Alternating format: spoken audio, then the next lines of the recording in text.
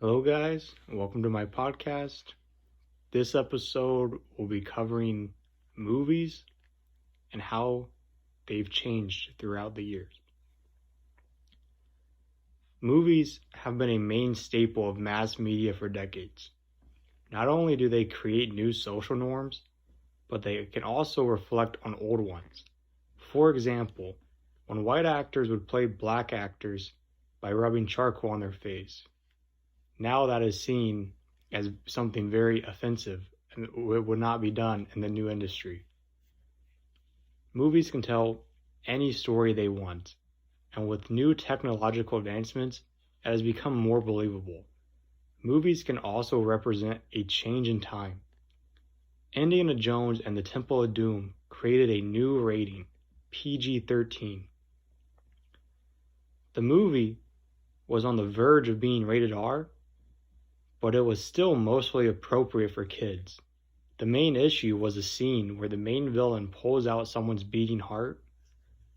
I find this funny, as a few years prior, Poltergeist, rated PG, had a scene where a man rips his face off, and I always found that to be way more disturbing than the heart scene in Temple of Doom. Yet, it was Temple of Doom that was more controversial and had a new rating created. Could this be because society was becoming more conservative with violence in movies, or was it just a coincidence? Either way, the PG-13 rating fundamentally changed cinema forever. One of the best examples is horror movies. I believe horror is the most diverse genre for movie making techniques. Everything is used, from stop motion to puppeteering to CGI to practical effects, all of which have changed with new technological advancements. CGI, for one, looks better now than it did 10 years ago. Most horror movies would be rated R. People used to want to see rated R movies. I know for a lot of people, an R rating was a big deal. Many people remember being allowed to watch their first R-rated film when they were a kid. This changed in the 2000s, however. In the 2000s, the horror genre found its new audience with young kids and adults, with many PG-13 hits. This was a major change. Before, movies would push to get an R rating, so the movie would be enticing. Many movies would be hit with an X rating and had to cut some scenes out. The Insidious series was one of the peaks of this era. Every movie made a lot of money and was relatively safe by being so similar.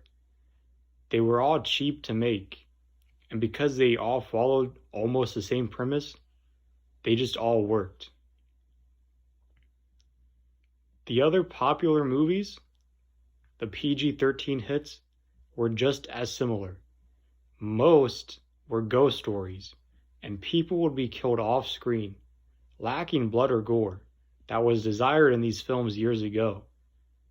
All to get a PG-13 rating for a bigger audience.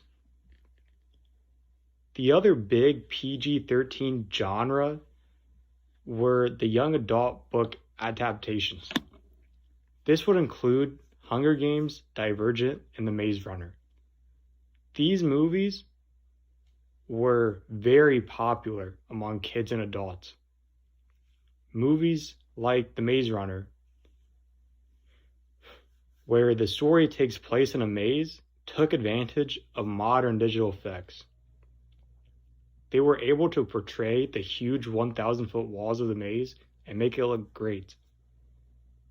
I like to look at the original Dune and the modern Dune, where the original one used many practical effects and had really cheap special effects. The new one has great modern day CGI, and the stories, because of the effects, have changed drastically. They're almost two different movies, even though they adapt the same source material. Marvel has also shown insane scale of CGI in their movies. They have also created their own form of cinematic storytelling. Marvel has developed phases of how their universe comes together. It started with heroes getting their standalone films, then they teamed up, like in the Avengers saga. However, recently, we've seen a new aspect by them, continuing movies into TV shows. Many characters from the Marvel Cinematic Universe have their own show. This can be seen as great or horrible. To me, this is more of a bad thing.